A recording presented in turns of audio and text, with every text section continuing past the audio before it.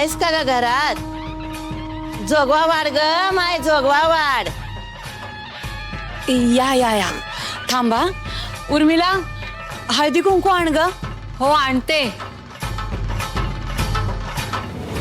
माय, मन थाऱ्यावर नाही तुझं. काय सांगू, कसं विचारू? असा विचार करायचा सोड आणि मन मोकळं कर. तुझ्या पोराचा, इंद्राचा विचार पडलाय ना हो तुला? हो, अहो तो नको तिथे अडकत चाललाय. मला त्याचीच काळजी वाटते. हे सगळं ना आमच्या ह्यांच्या चुकीमुळे घडते हो. स्वतःची चूक दुसऱ्यावर टाकू नको बाय. तुझ्या पापाचं धनी दुसऱ्यानं व्हायचं वय ग? तू तुझ्याच घरामोर मांडव टाकून तुझ्याच होणाऱ्या सुनाचं लगीन लावत्यास आणि हेच चुकतंय तुझं.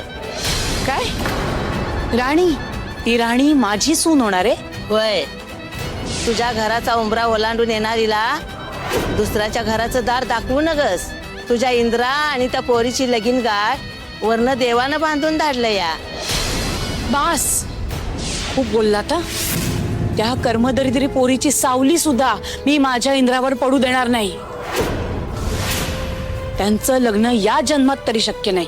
आबाळ मुठीत घ्यायचा विचार केला म्हणून ती मुठीत येतं असं नाही. परमेश्वराचं संकेत समजून घ्यावं.